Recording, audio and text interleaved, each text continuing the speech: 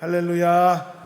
말씀 안에서 성도로서의, 하나님의 자녀로서의 믿음의 정체성, 자존감 더욱 견고히 세워가는 복된 성도 되시기를 주님의 이름으로 축원합니다. 나는 주 안에서 항상 행복합니다.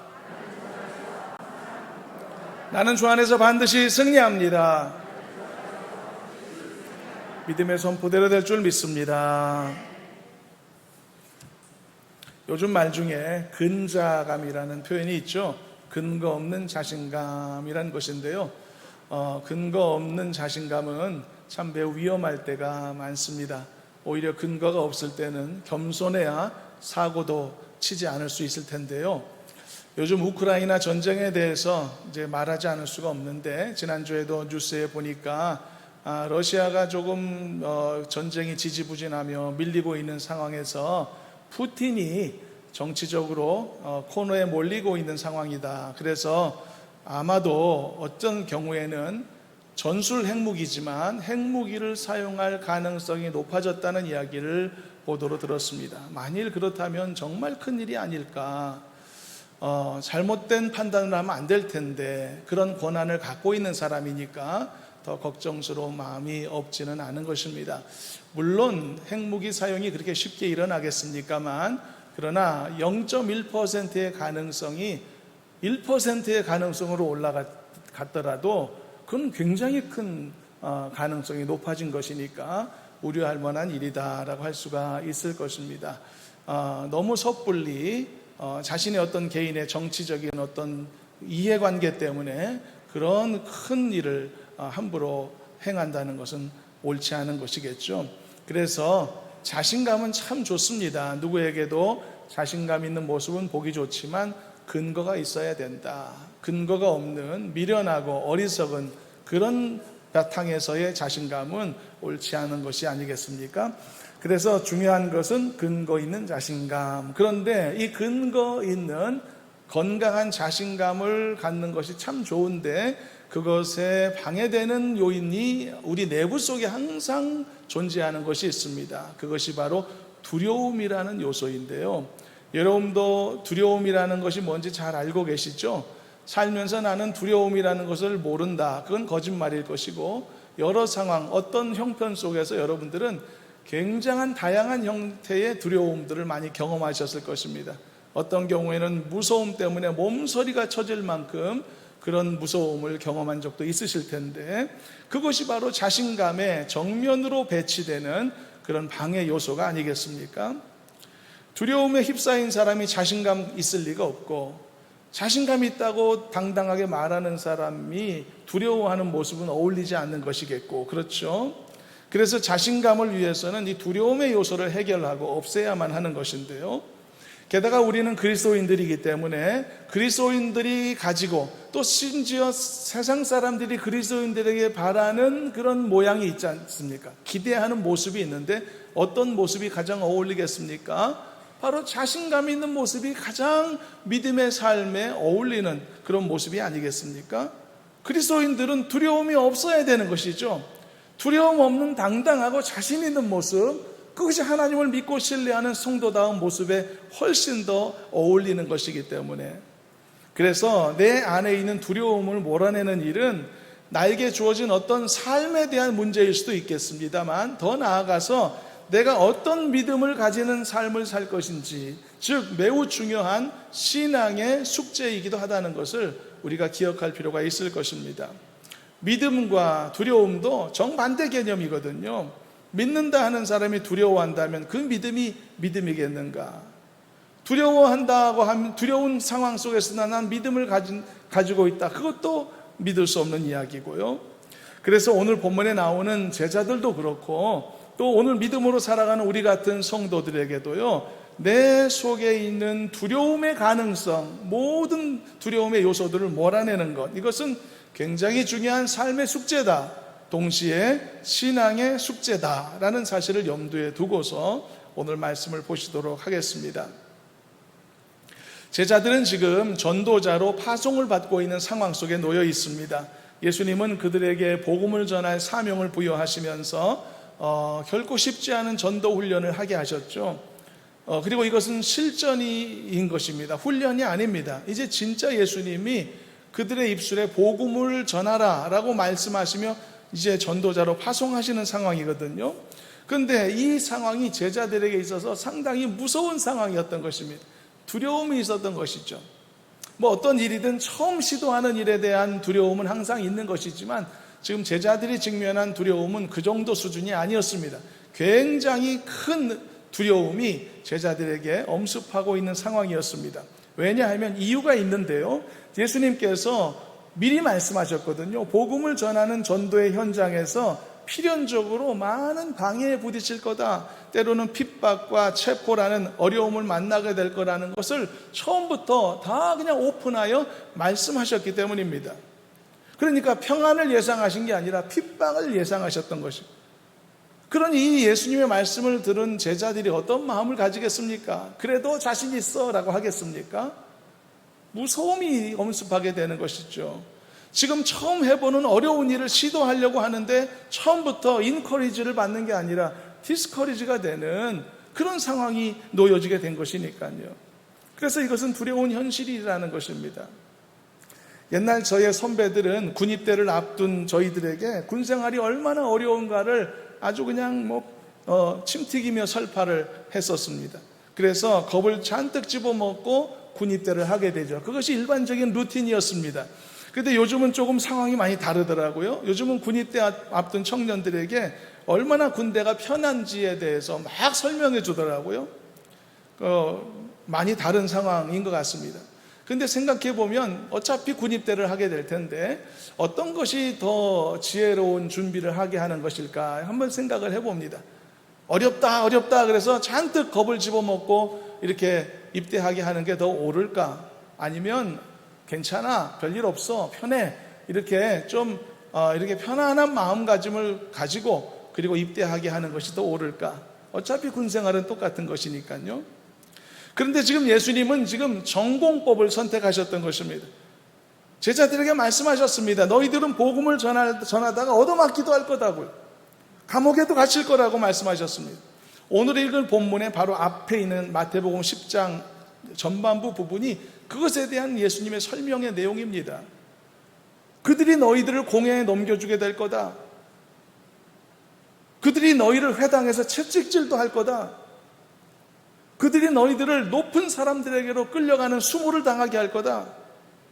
이건 다 육체적인 제약 같은 것이죠. 마지막에는 예수님이 뭐라고까지 말씀하셨는지 아십니까? 너희들은 모든 사람들에게 미움을 받을 것이다. 저는 이것이 가장 두려운 일이었을 것 같습니다. 다른 것은 육체적인 제약, 또 모든 사람들이 그런 것이 아니기 때문에 그냥 참고 넘어갈 수도 있을지 몰라도 모든 사람들에게 미움을 받는다. 이 정신적인 고통이 말로 할 수 없을 것이고 절망적인 상황이죠. 이 상황을 누가 무서워하지 않겠냐는 것이죠. 예수님이 이런 말씀을 가감없이 다 전달하셨는데도 제자들이 흔들리지 않는 상황을 기대하는 것은 너무 이 좀 어려운 기대가 아닙니까? 그런데 예수님이 왜 이렇게 이 어려운 길을 강요하시며 힘든 상황을 가감없이 다 말씀하셨을까? 결과적으로 볼 때 그것은 제자들이 충분히 그 고난을 이길 수 있다는 사실을 아셨기 때문일 것이고, 그리고 게다가 그 길이 자신들에게도 영광스러운 길이라는 것을 예수님은 알고 계셨기 때문이며, 또한 마지막으로 궁극적으로 그들은 그 어려움을 딛고 승리할 것이라는 사실도 예수님은 알고 계셨기 때문일 것입니다. 그래서 겉으로는 두려울 수밖에 없는 상황이지만 그래서 절대 두려워할 필요가 없다는 것을 제자들에게 아울러 설명하셨던 것이죠. 그것이 바로 오늘 우리가 본문으로 함께 읽은 그 부분인 것입니다. 두려워할 필요가 없다, 이런 것입니다. 그래서 당시에 예수님께서 제자들을 훈련하신 방식이 바로 이런 방식이었던 것이죠. 예수님은 처음부터 그들의 사역의 앞길에 어떤 평탄함만 있을 것이 아님을 분명히 하셨습니다. 두려워할 게 하나도 없다, 이렇게 말씀하시지 않았습니다. 두려워할 만한 어려움, 핍박도 있을 것이라고 가감없이 알려주셨지만, 그러나 정말 중요한 것은 두려워할 만한 많은 핍박이 있지만 그러나 두려워할 필요가 없다는 사실을 강조하고자 하셨던 것입니다. 두려워할 필요 없어. 무서워할 일이 아니야, 이렇게 말씀하셨던 것입니다. 두려움의 요소가 없다가 아니라 두려워할 필요가 없다에 강조점을 두셨던 것이죠. 이게 예수님의 제자 훈련 방식이었습니다. 어찌 보면 훨씬 더 높은 수준으로 가르치신 것이었죠.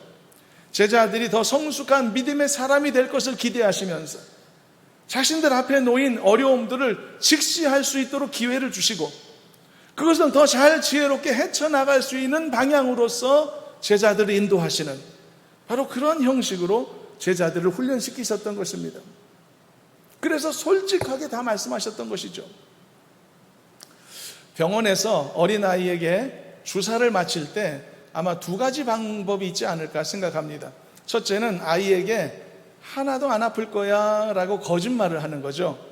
그래서 그 말을 믿게 만들어서, 아이는 순진하니까 그 말을 믿게 만들어서 순순히 바지를 내리게 만드는 방법도 있을 겁니다. 그리고는 기습적으로 주사를 놓는 것이죠. 눈 깜짝할 새. 그러면 순식간에 주사 맞게 된 그 아이는 뒤늦게서야 울음을 터뜨리게 되겠죠. 아마도 제 생각에 그 아이의 울음은 아파서 우는 울음이라기보다는 아마 속은 것이 분해서 우는 그런 울음이 아닐까 생각해 봅니다. 저 같아도 그럴 것 같아요. 분하다, 속았다. 어쨌든 어려운 일은 지나갔지만 분하다. 그런데 두 번째는 이런 방법도 있을 것 같습니다. 그 아이에게 처음부터 다 말해주는 방법도 있지 않을까요? 주사 바늘이 들어갈 때 조금 아플 거야, 말해주는 것입니다. 그렇지만 또 말해주는 것이죠. 그렇지만 무서워할 필요는 없어. 그 아픈 거는 금방 지나가거든. 참을만 해. 그러면 그 아이는 훨씬 더 인격적인 대우를 받으면서 자신에게 주어질 그 잠시간의 그 고통을 준비할 수 있는 마음가짐을 가질 수 있는 기회를 얻는 것 아니겠습니까? 아, 잠깐 아프겠구나. 그러나 무서워할 일은 아닌가 보다. 자기 삶의 경험을 통해 한 가지를 더 배우게 되는 것이겠죠. 예수님은 바로 이 경험을 제자들에게 지금 제공하고 계시는 것입니다. 이 방식을 사용하셨던 것이죠. 제자들이 제자의 길을 걷는 사역에도 고난과 어려움이 있는 것입니다. 마찬가지 아닐까요? 우리도 예수 믿고 거듭나서 변화된 삶으로 살아가고 있으나 우리 각자의 생활에도 여전히 예수 믿지만 여전히 고난과 어려움들은 올 수 있는 것 아닐까요? 고난도 없고 어려움도 없다라고 말하지는 않겠습니다. 왜냐하면 그건 거짓말이니까요. 예수 믿는 성도의 삶에도 얼마든지 풍파가 있고 어려움들이 있고 돌부리들이 곳곳에 있을 수 있단 말이죠. 그러나 중요한 사실은요, 어려움이 있다 하더라도 두려워할 일은 아니다는 사실에 있다는 점입니다. 예수님이 제자 훈련하시면서 이 사실을 강조하셨던 것처럼 우리도 이 사실에 주목할 필요가 있다는 것입니다. 어려움은 있지, 그러나 두려워할 필요가 없구나. 두려워할 일이 아니구나. 왜냐하면 얼마든지 이겨낼 테니까. 왜냐하면 얼마든지 하나님이 나를 도우실 테니까. 이걸 가르쳐주는 게 오늘 본문의 예수님의 말씀인 것이죠. 그래서 여러분, 우리도 역시 이 말씀을 통해서 지금보다 좀 더 담대함과 견고함으로 삶의 어려움이 있더라도 지혜롭게 대처하여 이겨내고 승리하시는 우리 모두가 되기를 주님의 이름으로 축원합니다. 이것이 오늘 우리가 이 말씀을 살펴보는 근본적인 이유이며 목적인 것입니다. 다시 본문으로 돌아가면 예수님은 제자들에게 담대하라고 이어서 선명하십니다. 당당하게 큰 소리로 숨기지 말고 복음을 전하라고 하십니다. 이유가 뭘까요? 핍박은 있겠으나 두려워할 필요가 없기 때문인 것이죠. 이것에 대한 명령이 27절인데 함께 읽어보시도록 하겠습니다. 본문 27절 읽어봅니다. 내가 너희에게 어두운 데서 이르는 것을 광명한 데서 말하며 너희가 귓속말로 듣는 것을 집 위에서 전파하라. 예수님은요, 제자들에게 말씀을 선포하실 때 귓속말로 하셨던 것입니다. 은밀히 하셨던 것이죠. 공개적으로 안 하셨습니다. 왜냐하면 당시 제자들은 예수님으로부터 제자 훈련 받는 상황이었기 때문에. 그래서 예수님께서 모든 사람들에게 불특정 다수에게 선포하시는 말씀의 내용과 모양과 형식을 매우 다르게 하셨던 것이죠. 그래서 복음서 여러 곳에 보면 예수님은 제자들을 따로 데리시고 더 깊이 말씀을 나누셨다는 이야기가 많이 기록되어 있죠. 그렇지만 제자들은 상황이 다릅니다. 제자들은 이제 자신의 사역의 현장에 가게 되었을 때는 그렇게 은밀하게 선포할 필요가 없었던 것이죠. 예수님께는 은밀하게 들었고 귓속말로 들었으나 이제는 그들이 세상에서 전파할 때는 밝은 대낮에 자신 있고 당당하게 선포해야만 했던 것입니다. 왜냐하면 핍박은 있겠으나 그것으로 두려워할 필요가 없음을 아셨기 때문이고, 그리고 그것을 알려주셨기 때문이죠. 도전이 없지는 않겠으나 그 도전을 두려워할 필요가 없다라고 하는 것을 이미 가르쳐 주셨기 때문입니다. 물론 여러분, 물리적인 제재나 압박이 어렵고 힘든 것은 사실이죠. 그렇지만 두려워할 필요가 없다, 그런 이야기인 것입니다. 28절 말씀을 읽어보겠습니다. 왜 두려워할 필요가 없는가? 이런 식으로 예수님이 또 말씀을 전개하셨는데요, 함께 28절을 읽어봅니다. 몸은 죽여도 영혼은 능히 죽이지 못하는 자들을 두려워하지 말고 오직 몸과 영혼을 능히 지옥에 멸하실 수 있는 이를 두려워하라. 예수님은 지금 아예 처음부터 두려움이라는 것에 대해 더 깊이 다루고자 하셨습니다. 그래서 무엇을 성도가 두려워해야 될지, 성도가 무엇을 두려워할 필요가 없는지를 분명하게 알려주셨던 것이죠. 사실 하나님을 모르는 세상 사람들은 처음에는 하나님을 두려워하지 않습니다. 두려움이 뭔지도 모릅니다. 하나님에 대한 두려움이. 그렇지만 반대로 그들에게 그렇다고 두려움이 없느냐? 너무 차고 넘쳐서 고민스러운 삶을 살아갑니다. 그럼 뭘 두려워하느냐? 하나님 외에 인생과 삶의 전부를 두려워하고 살게 되는 것이죠. 그래서 몸을 움츠리고 비굴하게 살기도 하고 걱정, 근심 속에 파묻혀 살기도 하는 것이 세상의 삶의 모습입니다. 그러나 이후에 그가 하나님이 누구신지를 알게 되고, 그리고 거듭나 하나님의 자녀가 되었다면 이제는 내가 진짜로 무서워하고 두려워할 대상이 무엇이고 누구인지를 깨닫게 되죠. 세상을 결코 두려워할 필요가 없다는 것을 알게 되고 오직 하나님을 경외하는 성도로 살아야 함을 깨닫게 되는 것입니다. 그래서 예수님은 이런 말씀하신 것입니다. 사람은 기껏해야 몸을 죽일 수 있는 권세밖에 없지 않느냐. 그러나 하나님은 내 몸을 죽이실 수 있으면 내 영혼까지도 멸하실 수 있는 권세를 가지지 않으셨느냐. 그렇다면 너희는 누구를 두려워함이 옳겠느냐. 매우 직관적인 그런 직설적인 그런 비유이지만 바로 이런 비유를 통해서 이 두려움이 어디를 향하여야 될지, 어떤 모습이어야 될지를 분명하게 알려주셨던 것이죠. 그래서 여러분, 지금 우리도 마찬가지입니다. 하나님을 의지하는 하나님의 자녀들이 맞다면 결코 우리는 세상을 두려워할 필요가 없는 줄로 믿습니다.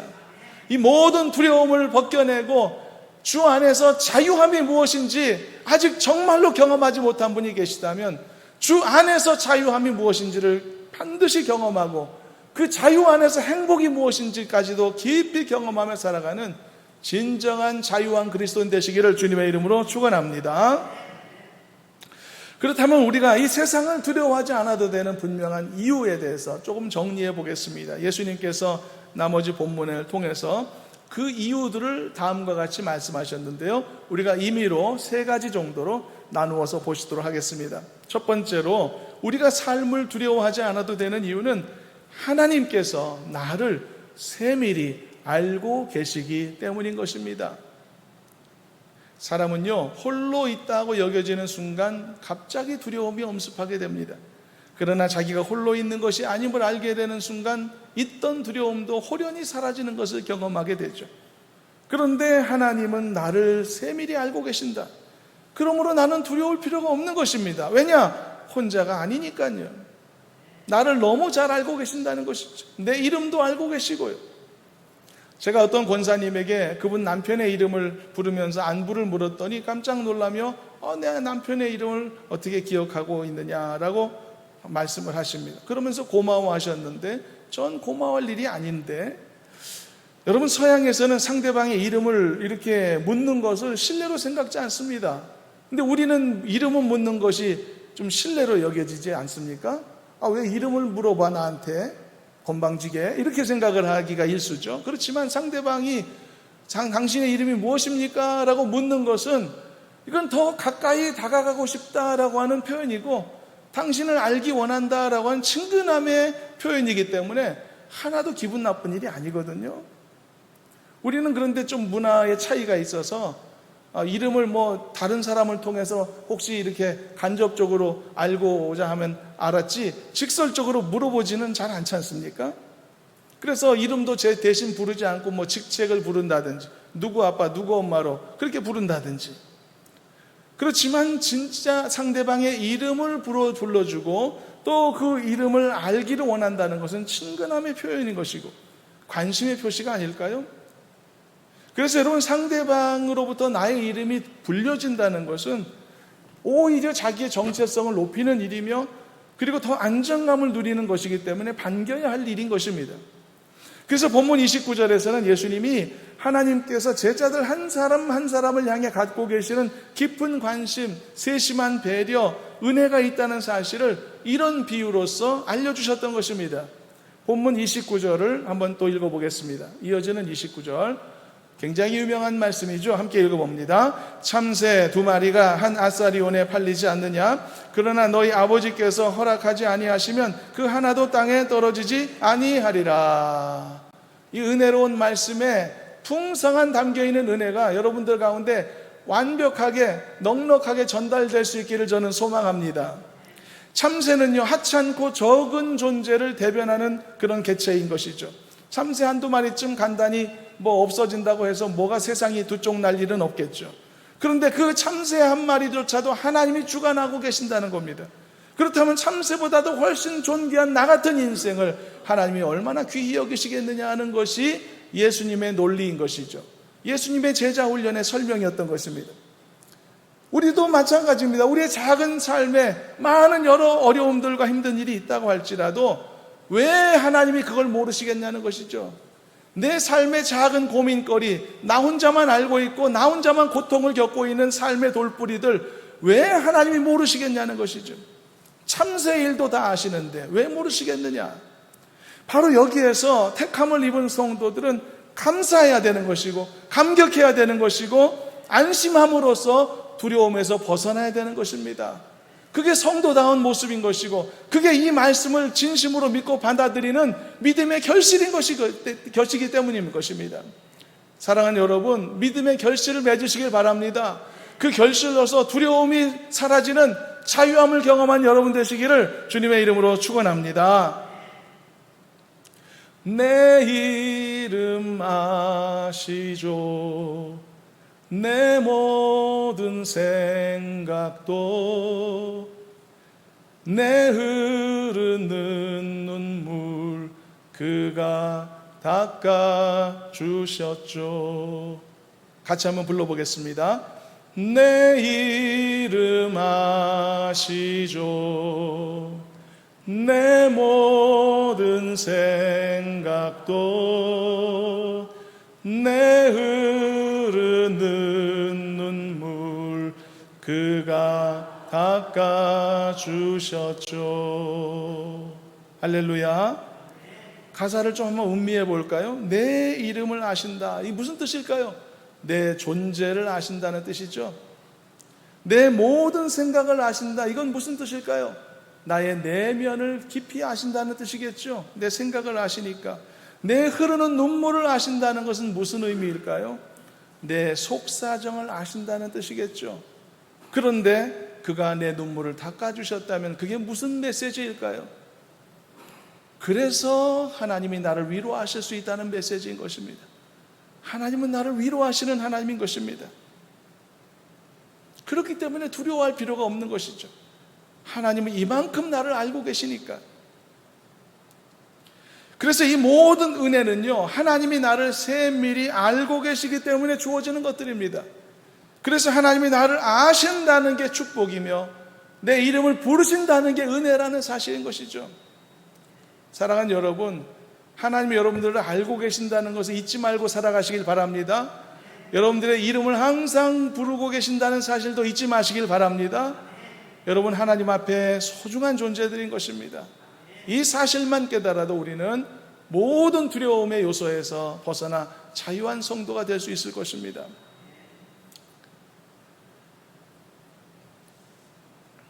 두 번째입니다. 우리가 삶을 두려워하지 않아도 되는 두 번째 이유는 하나님의 허락하심이라는 매우 강력한 안전장치가 존재하기 때문인 것입니다. 다시 29절 말씀을 읽어보면서 이번에는 허락이라고 하는 단어에 조금 집중해 보도록 하겠습니다. 다시 한번 본문을 읽어봅니다. 참새 2마리가 한 아사리온에 팔리지 않느냐? 그러나 너희 아버지께서 허락하지 아니하시면 그 하나도 땅에 떨어지지 아니하리라. 허락이라는 단어가 눈에 띄죠. 하나님이 허락하지 않으시면 어떤 일도 발생하지 않는 것입니다. 믿으시나요, 성도 여러분? 이게 하나님의 권세요, 주권이 아닙니까? 반대도 마찬가지죠. 하나님이 허락하시면 anything possible이죠. 어떤 일도 가능한 것입니다. 주 안에서 어떤 일도 해낼 수 있는 것이죠. 이 사실도 함께 믿어야 할 것입니다. 그래서 여러분, 하나님이 허락하지 않으시면 어떤 일도 일어나지 않는다. 이것이 결과적으로 하나님의 자녀들에게는 무슨 의미로 다가올까요? 그게 바로 안전장치인 것입니다. 안전장치. 하나님을 거역하고자 하는 범죄자들에게는 하나님의 허락하심이라는 이 엄청난 단계가 있다는 사실, 그게 너무나 싫을 것입니다. 제약을 당한다 생각하기 때문에. 왜냐하면 다 내 맘대로 하고 싶은데, 내 맘대로 살고 싶고, 내 맘대로 죄 짓고 싶은데, 그런데 하나님의 허락하심이라는 단계가 있다는 사실을 인지하게 됐을 때 얼마나 불편하고 싫겠습니까? 나쁜 짓을 허락받고 해야 된다니, 이게 얼마나 말도 안 되는 일이겠습니까? 그러나 반대로 여러분, 하나님의 자녀가 되어서 하나님의 뜻대로 살고자 하는 참된 성도들에게는 전혀 다른 개념입니다. 하나님의 허락하심이라는 단계가 있다는 것은 너무나 소중한 안전장치인 것입니다. 하나님께서 허락하지 않으시면 어떤 일도 임의로 발생되지 않겠구나. 모든 일들이 하나님의 컨트롤 하에 있는 것이구나. 이 사실을 인지하게 되었을 때 나는 삶의 두려움에서 자유할 수 있게 되는 것입니다. 그리고 이 안전장치의 소중함은 평안할 때보다는 힘들고 어려운 순간에 그 가치가 드러나는 법이 되는 것이죠. 제가 예전에 우리 아이들 직접 운전 연습시켜서 면허 따게 했다고 말씀드렸었는데요. 근데 첫째 아이와 둘째 아이를 가르치는 데 있어서 완전히 다른 종류의 어려움이 있었습니다. 첫째 아이는 운전 스킬을 가르치는데 더 어려움이 있었습니다. 아무래도 여자아이다 보니까 금방금방 익숙해지지 않는 거예요. 그래서 스킬을 익숙하게 하는 데는 어려움이 있었지만 다른 어려움은 없었습니다. 다 순종적으로 다 잘 따라 하니까. 근데 둘째 아이는요, 운전 스킬을 가르치는 데는 별 어려움이 없었습니다. 근데 다른 부분에서 좀 어려움이 있었거든요. 그것은 이런 것입니다. 왜 내가 이런 식으로 만들어진 시험을 봐야 되는가? 라는 질문을 계속하는 겁니다. 이해하지 않으려고 하는 거예요. 코스 시험을 치는데 왜 좌측 깜빡이를 켜고 시작해야 되는가? 왜 그거 안 하면 탈락인가? 왜 사이드 브레이크를 안 당기면은 그 즉시로 차에서 내리고 탈락해야 되는가? 이걸 이해하지 않으려 하는 것입니다. 그게 운전 잘하는 거하고 무슨 상관이냐는 거죠. 그래서 저도 가만히 생각해 보면 그게 맞는 말이거든요. 그거하고 운전 잘하는 거하고 별로 관계가 없는 것 같은데, 하지만 어떡합니까? 제가 설득했죠. 그래도 나름대로 그 실력을 테스트하기 위해서 만들어 놓고 정해 놓은 거니까 그대로 따라 해야 되지 않겠냐? 그래야 합격을 할 수 있고 하는 거지. 그러니까 아무 하지 말고 따라 해 임마. 아주 그렇게 했던 것이죠. 근데 얘가 끝까지 투덜투덜했던 부분이 있습니다. 그게 사이드 브레이크입니다. 자기는 왜 이걸 하는지 모르겠다는 거죠. 근데 그 말을 하는 이유를 저는 짐작은 합니다. 왜냐하면 우리 아이가 있는 지역이 산봉우리는커녕 언덕도 하나 없는 지역이거든요. 2-3시간 달려가도 다 평지인 그런 지역이니까. 저도 그래서 그곳에 있을 때 한 번도 이거 사이드 브레이크 써본 적이 없었습니다. 주변의 모든 사람들이 한 번도 쓰는 걸 본 적도 없고, 나중에는 이 존재 자체를 잊어버리고 살아가게 되는 것을 경험도 합니다. 그렇지만 어떻습니까? 굴곡이 많고 언덕이 많은 그런 복잡하고 어려운 지형으로 들어가게 되면 이 사이드 브레이크가 얼마나 중요한 안전장치입니까? 언덕에서 그냥 막 차 내려가지 않도록 하는 이중 잠금 장치가 아닙니까? 그러니 얼마나 유효한 그런 장치가 되겠습니까? 여러분, 우리는 하나님의 허락하심이라고 하는 이 안전장치가 얼마나 효과적이고 소중한 것이고 요긴한 것인지 어쩌면 우리가 평탄한 인생을 살아갈 때는 잘 모를 것입니다. 오히려 불편하다고만 생각하겠죠. 그러나 아마 우리가 어떤 굴곡진 인생 가운데로 혹시 들어가는 상황이 놓이게 된다면 그 순간에는 이 소중함을 비로소 알게 될 것입니다. 하나님이 허락하셔야 일이 되는구나. 하나님이 허락하지 않으시면 어떤 일도 발생하지 않는구나. 불편함이 아니라 은혜로 다가오게 되는 것이죠. 내가 하나님의 은혜의 장중 안에 붙잡혀 있다는 표현을 많이 사용하죠. 이것이 나에게 은혜가 된다라고 고백할 수 있는 사람이 진정한 믿음의 사람입니다. 하나님의 은혜 아래 내가 붙잡혀 있다는 것이 불편하고 싫고 벗어나고 싶은 사람은 아직 철이 덜 든 사람인 것입니다. 제자훈련 더 해야 되는 사람인 것이죠. 하나님이 나를 붙잡고 계시다는 사실이, 그 사실이 나에게 축복이며 그것 때문에 내가 안전할 수 있다는 사실을 깨닫게 될 때, 그때 우리는 두려움에서 벗어나게 되는 것입니다. 여러분 모두가 바로 이런 제자훈련 잘 감당해서 하나님이 함께 계시다는 사실에 감사하고 만족하는 심령이 되어서 진짜 삶을 살아갈 때 모든 두려움에서 해방되고 자유함을 누리는 성도님으로 살아가실 수 있기를 주님의 이름으로 축원합니다. 그리고 세 번째입니다. 우리가 삶을 두려워하지 않아도 되는 이유는 하나님이 나를 귀히 여겨주심이 있기 때문인 것입니다.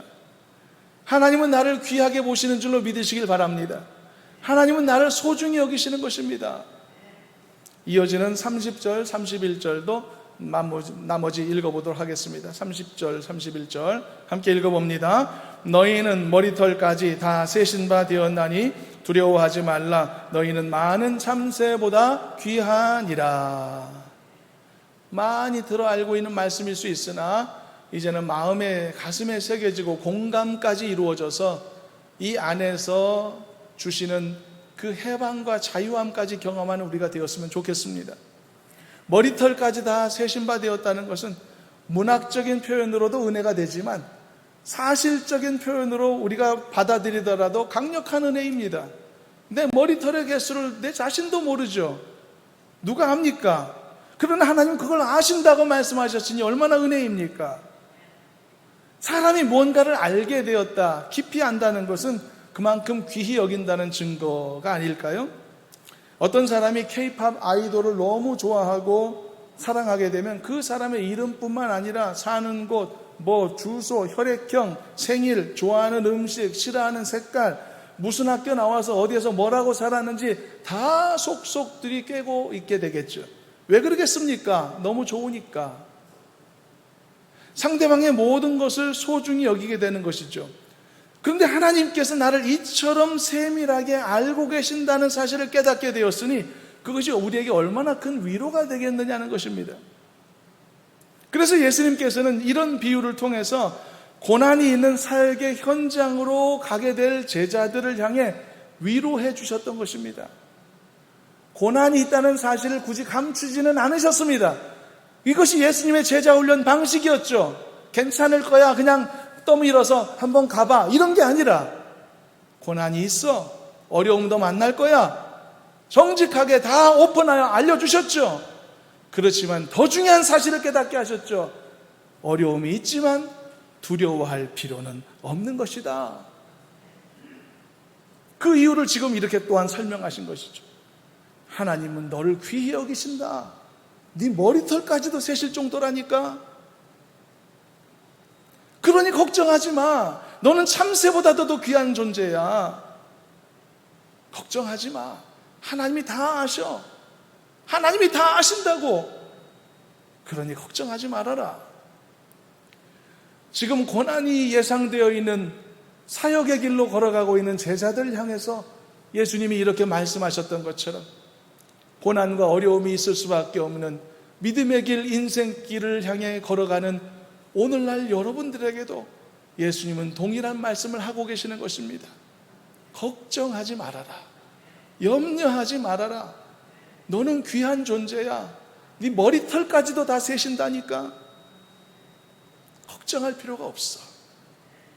사랑하는 여러분들도 이 예수님의 음성을, 이 말씀을 통해 듣게 되는 은혜가 있기를 주님의 이름으로 소망합니다. 그래서 여러분, 참새보다 귀한 존재라는 것을 잊지 마십시오. 그리고 여러분들을 너무 잘 알고 계신다는 사실도 잊지 마십시오. 그러므로 어떤 상황이나 문제 앞에서도 두려움 없이 담대한 당당한 성도들로 견고히 세워지기를 주님의 이름으로 축원합니다. 말씀을 정리합니다. 예수님의 제자로서 주어진 사역을 감당할 때도 고난이 예상되고, 믿음의 길을 걸어가는 성도의 삶을 살아갈 때도 고난이 예상되는 것은 마찬가지죠. 그러나 예수님은 말씀하셨습니다. 고난은 있을 수 있다. 그러나 두려워할 필요는 없다. 이것이 예수님의 제자 훈련 방식이었습니다. 그리고 고난을 두려워할 필요 없는 이유 세 가지를 예수님은 정리하셨죠. 첫째, 하나님이 나를 세밀히 알고 계시기 때문이다. 둘째, 하나님의 허락하심이라는 강력한 이중 안전장치가 있으니까 두려워할 필요 없다. 마지막 세 번째, 하나님이 나를 귀히 여기고 계신다. 너의 머리털까지 세심받고 너를 잘 알고 계시기 때문에 걱정할 필요 없다라고 알려주셨던 것입니다. 바로 이 놀라운 하나님의 은혜는 오늘날에도 하나님의 자녀된 우리들에게도 항상 주어지는 말씀의 도전이 되기를 저는 소망합니다. 그리고 이 말씀대로 살아가는 여러분 되기를 저는 소망합니다. 그래서 모든 두려움과 무서움과 걱정, 근심의 모든 요소와 여러분들을 가로막고 여러분들을 속박하고 있는 모든 올무로부터 진정한 자유를 경험하는 은혜가 있기를 저는 소망합니다. 그래서 진짜 예수 믿는 자다운 모습이 되었으면 좋겠습니다. 예수 믿는데도 걱정하며 살고, 교회 다니는데도 늘 침체되며 낙심하며 살고, 이런 이 일치되지 않은 모습 말고 예수 믿는 삶이기 때문에, 하나님의 자녀이기 때문에 자유하고 걱정 근심에서 다 벗어나고 믿음 안에서 당당하게 믿음의 선포를 이루며 그 선포의 열매를 거두며 살아가는 우리가 되었으면 좋겠습니다. 이 말씀에 도전받아 이러한 삶을 살아가는 우리가 되기를 주님의 이름으로 축원합니다. 하나님 감사합니다. 우리에게 주신 말씀의 도전을 가슴 깊이 새기며 우리의 삶에 놀라운 변화와 새로움이 있기를 원합니다. 두려움이 사라지게 하여 주시옵시고, 무엇보다 우리 자신이 두려움을 내어놓을 수 있도록 담대하게 하여 주시옵소서. 예수님의 이름으로 기도하옵나이다. 아멘.